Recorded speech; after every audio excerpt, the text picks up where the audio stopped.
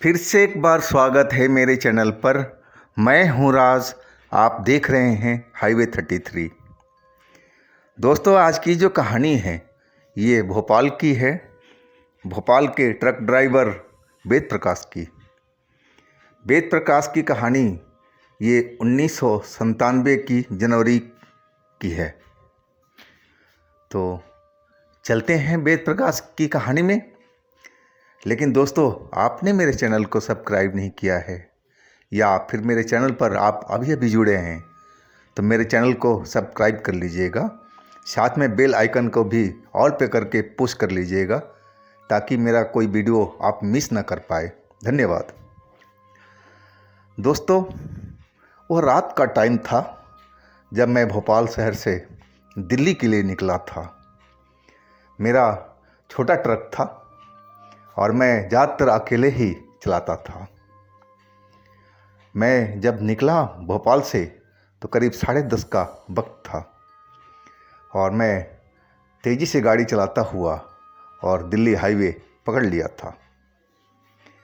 करीब 50-60 किलोमीटर चलने के बाद में और एक ढाबा सा नज़र आया जहां अधिकांश हम लोग, हमारे जो ट्रक के साथी हैं, वो इस टाइम इकट्ठा होते थे और आधा पौना घंटा हम लोग वहाँ ढाबे पर चाय वाय पीते थे, खाना वाना खाते थे और इसके बाद अपने अपने रास्ते निकल जाते थे। और मैं इस रोड पर बहुत दिनों के बाद में आया था तो मुझे ध्यान था इस बात का और मैं इस ढाबा पर अपने ट्रक को लगा दिया तो देखा तो कम से कम 7 ट्रक खड़े थे। मैं अपना ट्रक एक साइड में खड़ा करके और ढाबा की तरफ चल दिया था और ढाबे मालिक को राम राम करके, वो पहचानते थे मुझे, और वहाँ देखा आसपास में तो कई चेहरे जाने पहचाने नज़र आए, जिसमें से एक हमारा ख़ास दोस्त था और वो बहुत दिनों के बाद मुझे दिखाई पड़ा था। हम दुआ सलाम करके और चाय पीने बैठ गए थे और बातचीत भी कर रहे थे। करीब आधा घंटे के बाद बातचीत करने के बाद मैं अपने दोस्त से बोला कि चलते हैं दोस्त, फिर दिल्ली में मुलाकात होगी। तो बोला, अरे भाई ठहरो, नहीं क्या हुआ बताओ। बोला, थोड़ा सा टाइम का देख लो, ये जो रास्ता है ना थोड़ा सही नहीं है और इसमें 11 से 12 के बीच का जो टाइम है ना थोड़ा ख़तरनाक होता है। यानी कि भाई हम लोग तो जाते रहते हैं और आज तक हम तो इस चीज़ का कभी देखे नहीं कि कौन सा टाइम है। बोले, भाई माना करो मेरी बात को, क्योंकि वो पेशे से पंडित आदमी था और मुझे ज्ञान देने लगा था और उसकी बातों में मुझे बहुत मज़ा आता था सुनने में। तो मैं भी थोड़ी देर के लिए फिर बैठ गया। मैं बोला, हाँ पंडित जी बोलो, अब बताओ। चलो मैं बैठ गया हूँ थोड़ी देर आपके पास में। वो मेरा दोस्त बोला, देख भाई, हर दिन तो ऐसे शुभ ही होता है, लेकिन कभी कभी जो टाइमिंग होती है ना थोड़ा गलत हो जाती है और उस टाइम को हमें ध्यान रखना चाहिए था। और वो पंडित था, मैं तो जानता था, और वो बोला कि देख भाई, अभी जो टाइमिंग चल रही है ना वो ठीक नहीं है। मैं बोला फिर? बोला, थोड़ा सा इंतज़ार करो और 12 बजे के बाद में निकलना, यानी कि 12 बजे के बाद में टाइमिंग सही हो जाएगी। बोला, हाँ कुछ हद तक हो जाएगी। यानी कि पंडित जी, आप तो जानते हो ना कि मैं भूत प्रेत पर किसी चीज़ पर विश्वास नहीं करता हूँ। तो हंसने लगा, तेरे को समझा के कोई फ़ायदा नहीं, वो बोले, लेकिन मेरी बात मान लिया कर यार, मैं झूठ नहीं बोलता हूँ। वो फिर मुझे लेक्चर देने लगे और तभी अपने थैले में से कोई चीज़ निकाला। बोला, सुन, यानी कि हाँ बोलो यार। बोला, ये यंत्र है, ये अपने पास में रख ले, तू तो मानेगा नहीं ना, तू भूत प्रेत पर विश्वास रखता है। यानी कि हाँ आप तो जानते ही हो। बोला, ये चीज़ अपने जेब में रख ले दोस्त, और दिल्ली में मेरे को वापस दे देना। यानी कि कोई बात नहीं।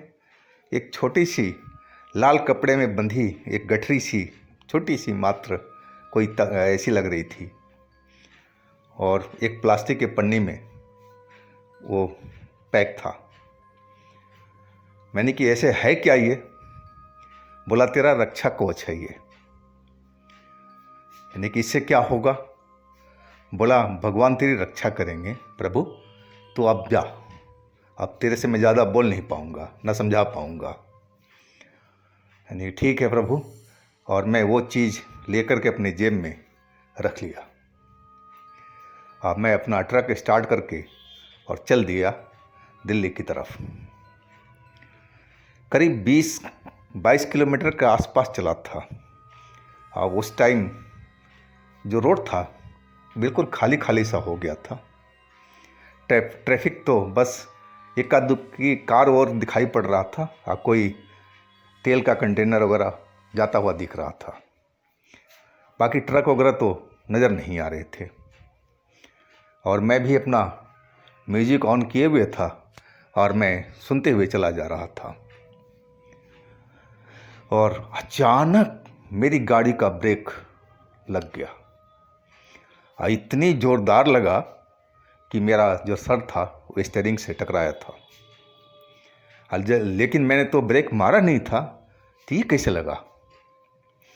मेरी गाड़ी का इंजन तो बिल्कुल मस्त था। हर महीने मैं तेल पानी चेक करवाता था, और ज़्यादा पुराना हमारा ट्रक भी नहीं था कि इंजन हमारा कहीं सीज हो जाए।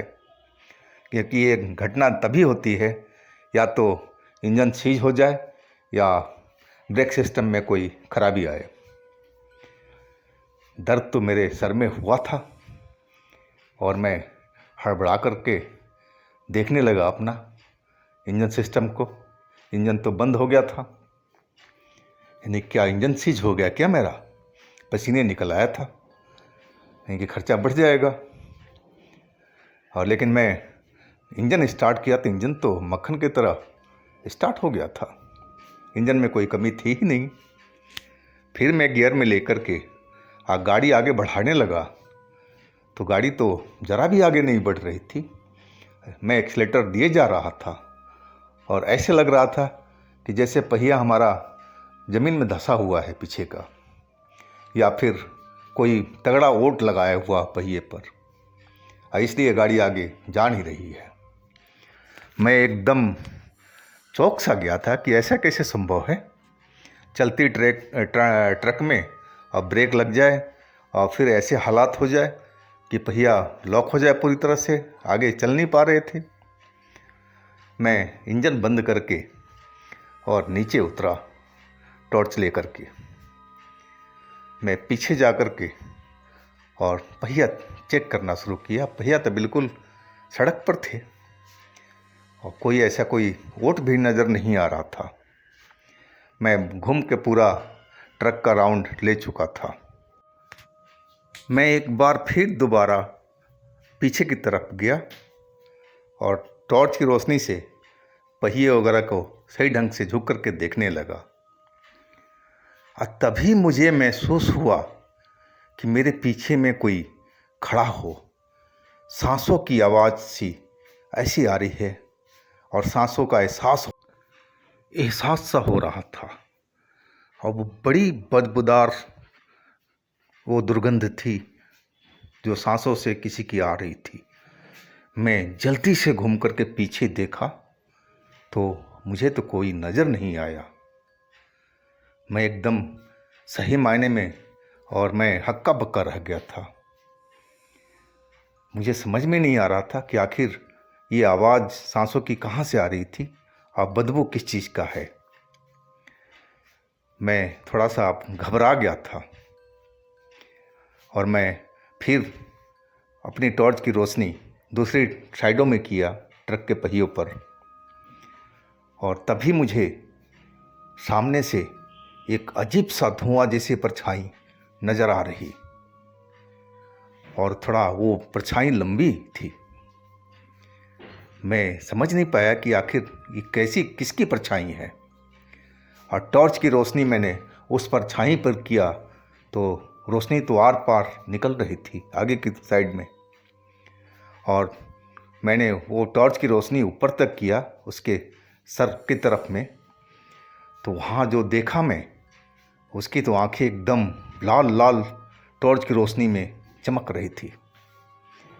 मैं एकदम डर गया था, मेरे हाथ से टॉर्च छूट गया था नीचे, और मैं ट्रक की साइड में, अपने केबिन की साइड में दौड़ पड़ा, लेकिन मैं भाग नहीं सका। उस परछाई ने मुझे पकड़ लिया था और हवा में उठा दिया था करीब 2 फुट। अब वो मेरा गला को दबाए जा रहा था और मैं कुछ चिल्ला भी नहीं पा रहा था और ना कुछ मैं उससे निकलने की कोशिश कर रहा था। बस अपना हाथ पैर बस हिला रहा था और कुछ नहीं कर पा रहा था। पूरा शरीर तो पहले ही मेरा एकदम फ्रिज सा हो गया था डर के मारे। खून तो ऐसे ठंडा पड़ चुका था मेरा, सब कुछ लग रहा था। ऐसा मैं डर कभी सामना नहीं किया था, ना ऐसी कोई चीज़ को देखा था। और तभी मुझे अपने दोस्त पंडित का याद आया कि उसने जो बोला था वो बिल्कुल वैसे ही सत्य हो रहा था। तो क्या ये भूतों का टाइम था? मुझे जेब में रखा वो चीज़ ध्यान में आ गया और मैं अपनी ऊपर वाले जेब में सट के रखा था, लेकिन मैं जब उसमें हाथ डालने की कोशिश देखा तो जेब तो मेरा पूरा खाली था। अब मुझे लगा कि अब मैं तो बच नहीं पाऊंगा। और वो जो पिशाच था, जो प्रेत था, मेरा गला दबाने की भरपूर कोशिश कर रहा था। अब मेरी सांस बंद होती जा रही थी। अचानक गाड़ियों का काफिला वहाँ से आने लगा था। कई कारें थी और वो हॉर्न बजाती हुई है कि मेरा ट्रक रोड के साइड में खड़ा था और तेज़ी से गुजरती आ रही थी। शायद हॉर्न की आवाज़ से या हेडलाइट की रोशनी से उस प्रेत ने मेरे को गला छोड़ दिया। मैं ज़मीन पर गिर चुका था। चोट तो लगी थी मेरे कमर में, लेकिन मैं देरी नहीं किया। वहाँ से उठ कर के मैं सीधा अपने ट्रक में आ गया था। और मुझे याद था कि जब मेरा झटका लगा था ट्रक का, तभी वो चीज़ जो मेरे दोस्त ने दिया था शायद ट्रक के आसपास ही कहीं गिरा हो, और मैं वो ढूंढने लगा। तो मुझे नीचे ब्रेक पेडल के पास में ही वो लाल सा चीज़, छोटी सी गठरी थी, वो नज़र आ गई। मैं जल्दी से भगवान का नाम लेकर के उसको उठा के अपने जेब में रख लिया। मेरी सांस तो तेज तेज चल रही थी, गला दुख रहा था मेरा, और हिम्मत तो एकदम टूट सा गया था। और डर तो ऐसे लग रहा था कि जैसे पूछिए मत। सारा बदन सूखे पत्ते की तरह कांप रहा था। वो गाड़ियाँ गुजरने के बाद में और मैं अपना ट्रक को स्टार्ट करने लगा था। स्टार्ट तो मैं ट्रक को कर लिया, लेकिन मैं जब आगे देखा तो वही शैतान सामने अब नज़र आ रहा था मेरे ट्रक के आगे में। और ट्रक लाइट की दोनों हेडलाइट की रोशनी उस पर पड़ रही थी और उससे आगे निकल रही थी। मैं अब समझ नहीं पा रहा था कि मैं क्या करूं। है कि वो मेरे दोस्त ने जो चीज़ दिया था वो तो मेरे जेब में था। अब मुझे उस पर यकीन था, अब पहले तो नहीं था, लेकिन अब यकीन था कि शायद ये मेरा कुछ मदद कर पाए। लेकिन यही मदद था कि भूत ट्रक के आगे खड़ा था, वो हमारे ट्रक के अंदर नहीं आया था। नहीं, अब तक तो मेरी वो जान ले लेता था।